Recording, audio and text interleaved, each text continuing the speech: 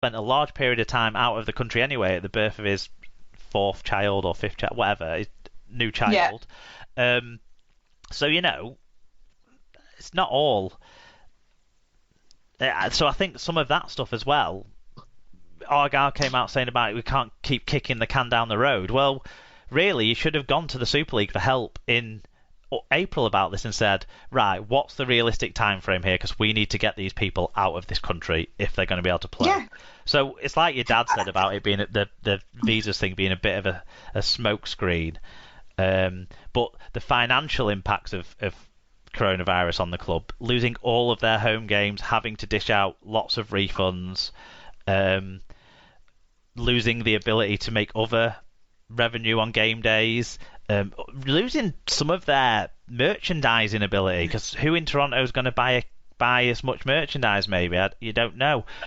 Other membership things. They've lost a lot of opportunities, drawing in new sponsors for the medium and longer term. They've lost lots of opportunities of the Wolfpack. So COVID has definitely had a huge impact on this. And anyone who says that it isn't a significant factor in today's announcement is being a bit, I think, disingenuous and wanting to take the I was right kind of angle, even though ultimately it just does show that there was just more complications with this club that had been ill thought out from the start. Yeah, I think you can't disregard COVID, but you can't lay everything at the door of COVID. Yeah. Neil McEwen said, relegate them. They've effectively gone into self-administration.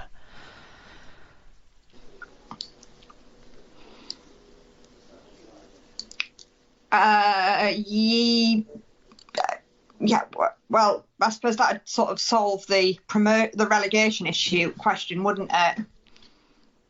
Yeah, I would say self-administration. I suppose it's one way of putting it. They've basically forfeited. They've forfeited the season. That's if they'd just gone into administration because of COVID this year.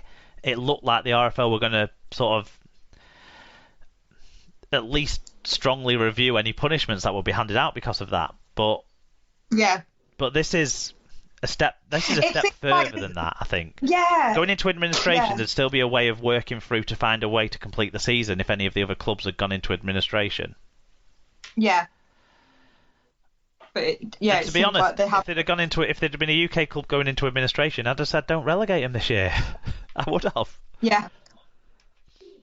And I still would like a way to find a way that there can be some sort of more friendly resolution for the Wolfpack than simple, straightforward relegation. But I'm not seeing one. But like you say, it resolves getting rid of them out of the top division resolves the relegation part of a promotion and relegation equation. But we have to balance that out, don't we? How do we balance that out?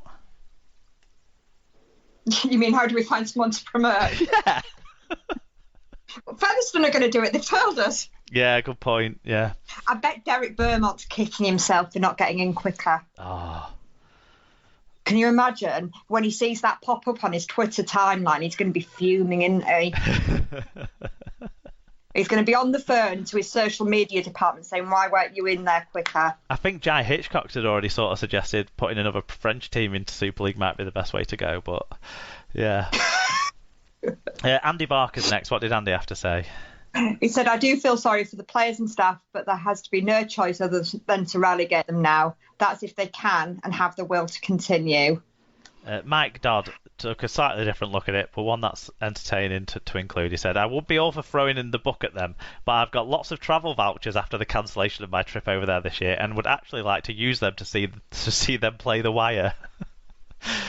Loads of people will be in that position, actually. That is there's a sort of hint of joke in what Mike said there, I'm sure, but lots of listeners to this show will be in that position that we're hoping to just basically pay it forward to next year, what they would have paid this year. And so that's maybe another consideration. I don't know if it's a strong enough one to keep them in the competition, but it's something that has to go into the equation. Yeah, I mean, obviously Hull were meant to be their first home match, weren't they? And so we were hit very early in it. And I'm not fully certain of quite what the standing is with Hull fans, because currently they're talking about what's happening with the trip to Catalans, because that's obviously the next trip that they've got to claim their money back from. But yeah, I mean, a lot of fans were talking about going out this year, weren't they? Yeah.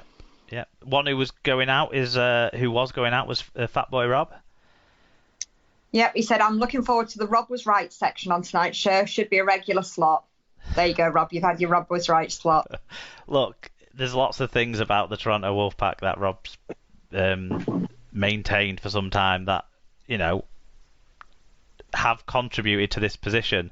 It's a 50-50 split, isn't it, between those factors and the coronavirus factor. But I suppose Rob's stance has been similar to yours from the start, in that, no nastiness towards the people of Toronto, the fans of Toronto, some occasional, but not really. That's just his way of making friends.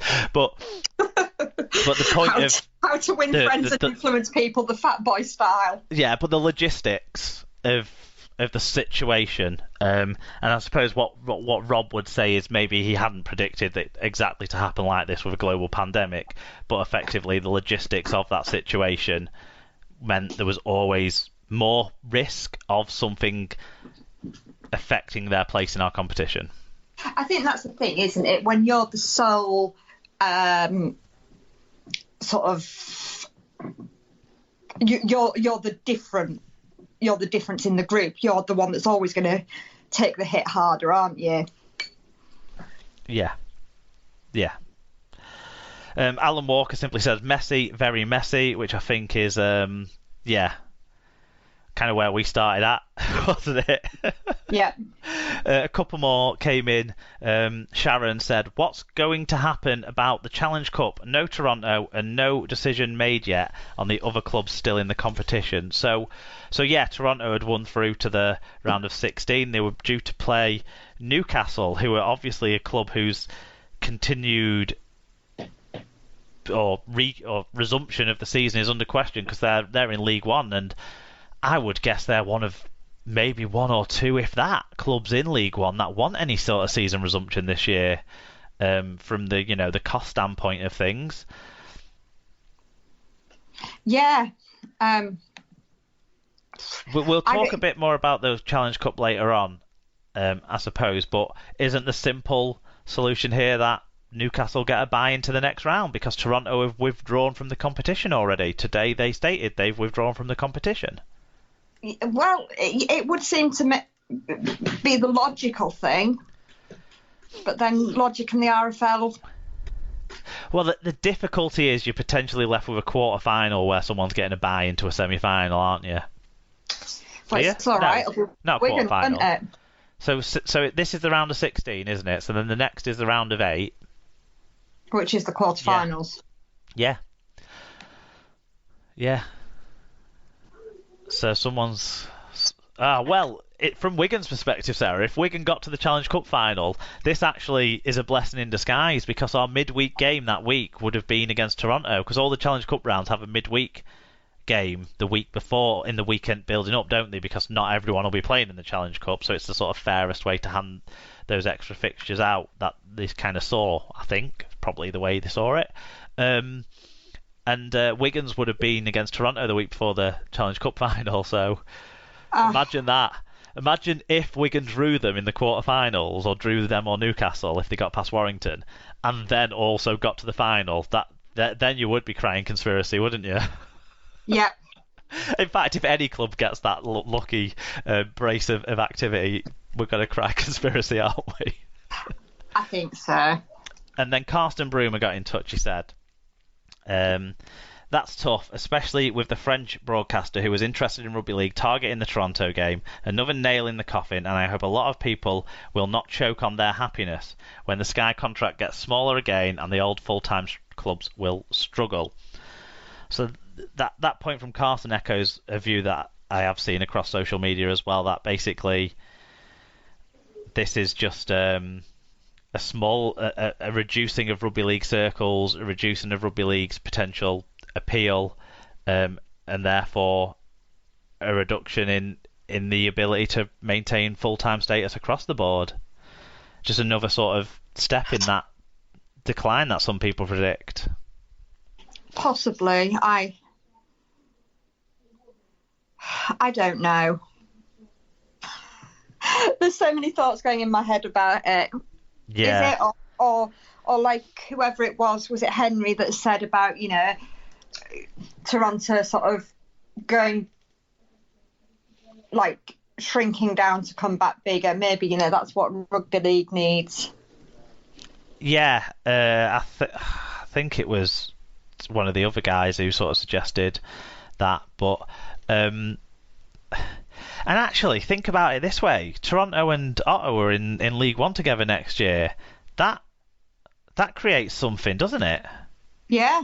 If we say Toronto have to start again like other clubs have had to start again, Gateshead through no fault of their own, Sheffield through no fault of their own, and North Wales through some fault of their own, have all sort of had to reapply for positions in the league structure and build their way back up in living memory anyway.